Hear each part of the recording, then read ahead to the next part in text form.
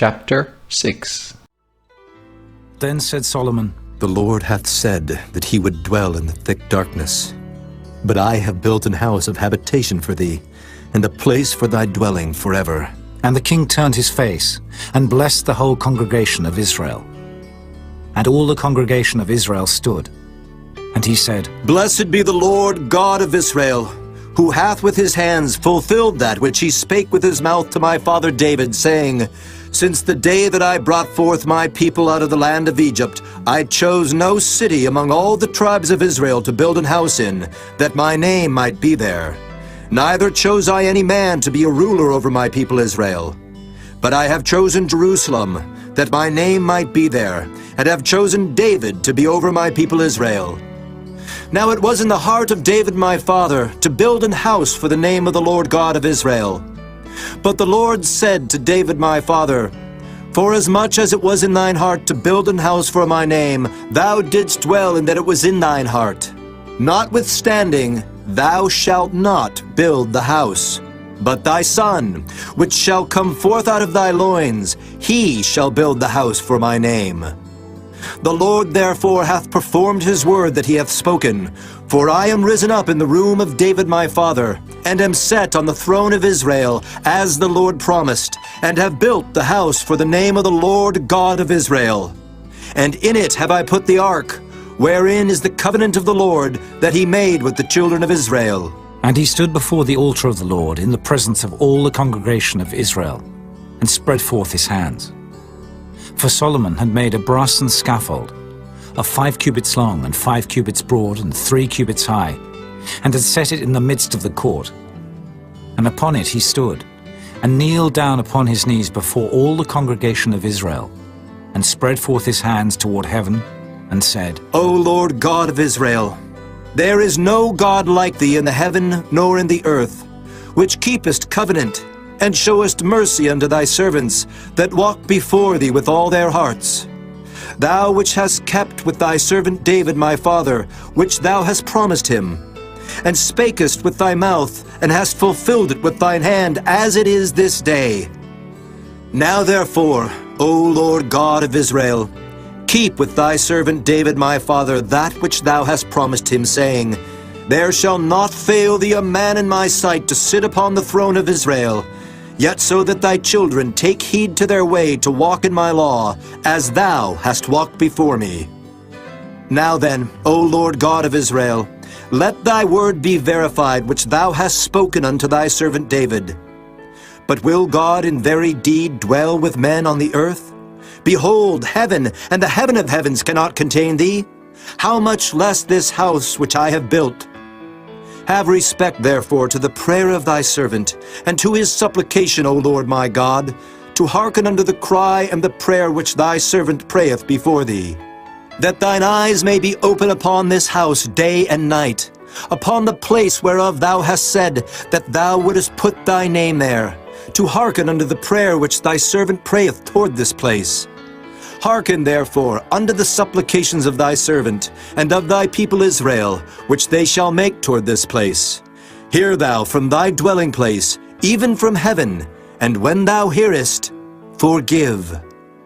If a man sin against his neighbor, and an oath be laid upon him to make him swear, and the oath come before thine altar in this house, then hear thou from heaven, and do, and judge thy servants, by requiting the wicked, by recompensing his way upon his own head, and by justifying the righteous, by giving him according to his righteousness.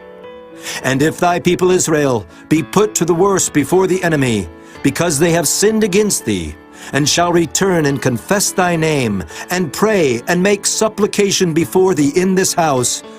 then hear thou from the heavens, and forgive the sin of thy people Israel, and bring them again unto the land which thou gavest to them and to their fathers. When the heaven is shut up, and there is no rain because they have sinned against thee, yet if they pray toward this place, and confess thy name, and turn from their sin when thou dost afflict them,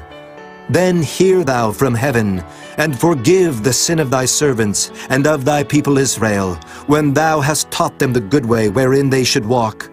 and send rain upon thy land, which thou hast given unto thy people for an inheritance.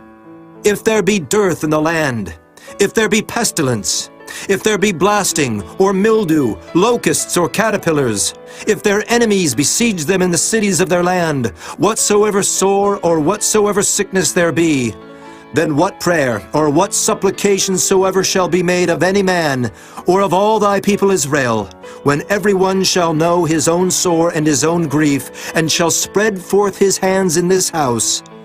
then hear thou from heaven thy dwelling place, and forgive,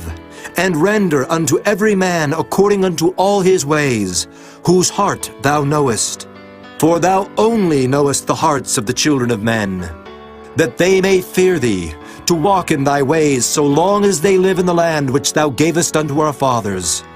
Moreover concerning the stranger, which is not of thy people Israel, but is come from a far country for thy great name's sake, and thy mighty hand, and thy stretched out arm, if they come and pray in this house, then hear thou from the heavens, even from thy dwelling place, and do according to all that the stranger calleth to thee for, that all people of the earth may know thy name, and fear thee as doth thy people Israel, and may know that this house which I have built is called by thy name. If thy people go out to war against their enemies by the way that thou shalt send them, and they pray unto thee toward the city which thou hast chosen, and the house which I have built for thy name, then hear thou from the heavens their prayer and their supplication, and maintain their cause. If they sin against thee, for there is no man which sinneth not, and thou be angry with them, and deliver them over before their enemies, and they carry them away captives unto a land far off or near, yet if they bethink themselves in the land whither they are carried captive, and turn and pray unto thee in the land of their captivity, saying, We have sinned, we have done amiss, and have dealt wickedly, if they return to thee with all their heart and with all their soul in the land of their captivity, whither they have carried them captives, and pray toward their land which thou gavest unto their fathers, and toward the city which thou hast chosen, and toward the house which I have built for thy name, then hear thou from the heavens, even from thy dwelling place, their prayer and their supplications, and maintain their cause, and forgive thy people which have sinned against thee. Now, my God, let, I beseech thee, thine eyes be open, and let thine ears be attent unto the prayer that is made in this place. Now therefore, arise, O Lord God, into thy resting place, thou and the ark of thy strength. Let thy priests, O Lord God, be clothed with salvation, and let thy saints rejoice in goodness. O Lord God, turn not away the face of thine anointed. Remember the mercies of David, thy servant.